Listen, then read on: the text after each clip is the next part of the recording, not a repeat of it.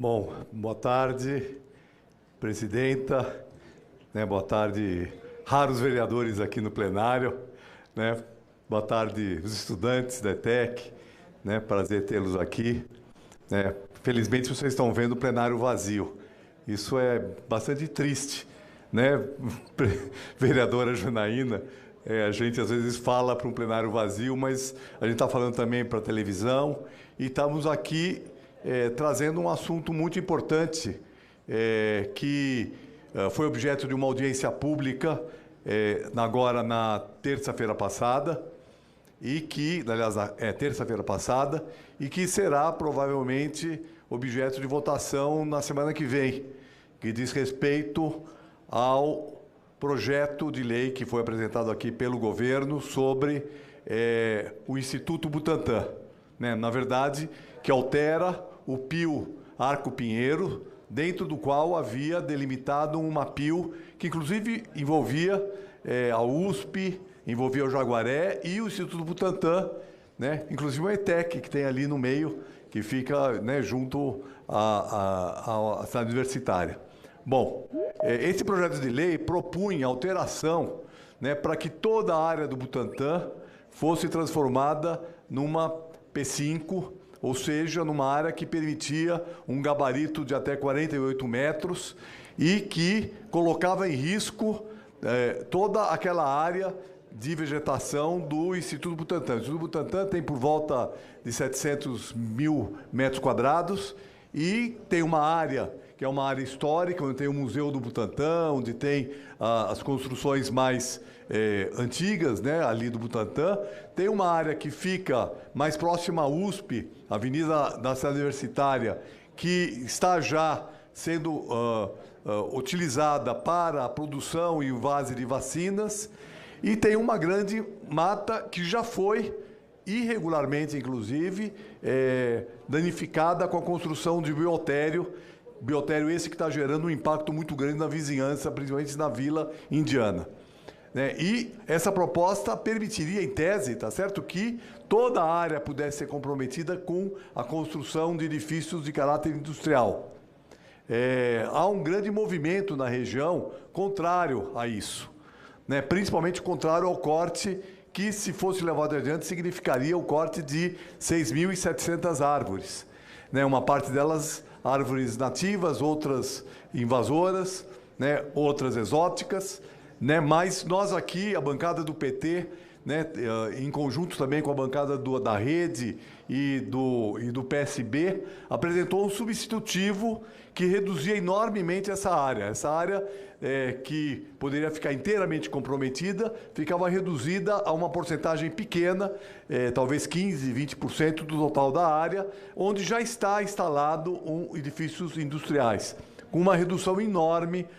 do corte de árvores, uma redução enorme da área de impacto. Mantinha o resto da área como uma P4, portanto, sem esse limite de altura. E também nesse projeto de lei, nesse substitutivo, que infelizmente não recebeu os 19 assinaturas necessárias, apenas 17 assinaturas nós recebemos nesse projeto de lei, inclusive a vereadora Janaína Pascoal, que se absteve como nós na votação, mas não assinou o nosso substitutivo. Então, eu queria aqui já pedir a seu apoio a essa proposta, que é uma proposta que busca conciliar a produção de vacinas pelo Instituto Butantan, num primeiro momento, com a manutenção da área verde, e que está associada a uma perspectiva de expansão do Instituto Butantan numa segunda etapa em outra área que não mais naquela região. Ou seja, que a gente pudesse ter esse processo de expansão da produção de vacinas, e aí eu quero fazer à parte aqui, que é extremamente importante que o Brasil, e seus órgãos, que são principalmente o Instituto Butantan e a Fiocruz, a Fundação Fiocruz, a Fundação Oswaldo Cruz, Fiocruz, que ela não só continue produzindo vacinas como já faz hoje, mas amplie. Nós temos visto no mundo inteiro a necessidade de ampliação da produção de vacinas e a soberania nacional, que é uma questão muito importante, Ou seja, o país tem independência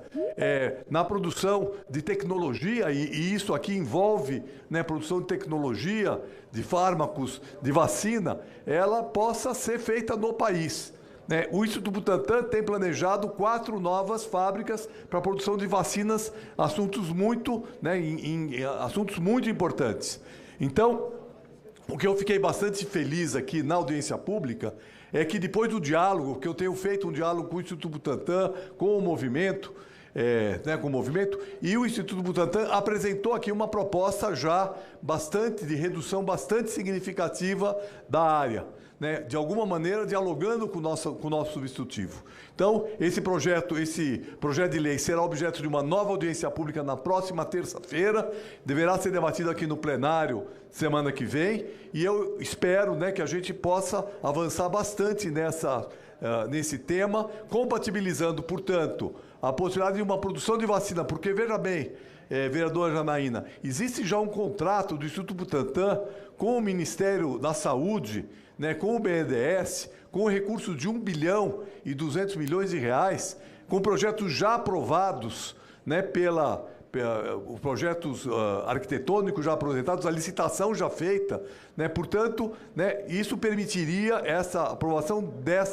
desse substitutivo permite que o Instituto Butantan possa implantar a curto prazo essas novas fábricas, mas a expansão futura que deverá acontecer não aconteça mais naquela região, e isso é bastante importante. Eu quero só, antes de terminar, dizer que o nosso substitutivo tinha mais três ou 4 itens importantes. Primeiro, respeitar o nível de ruído, né, que é muito importante, né, de um padrão de uma ZPS. Vou correr já para terminar. Segundo, não permitiria o corte de vegetação nativa em toda a área. Terceiro, que garantisse que a compensação ambiental pudesse acontecer na área e no seu entorno, para que, de certa forma, o Butantan como um todo ganhasse com essa intervenção e não perdesse quase 7 mil árvores. Obrigado, presidente.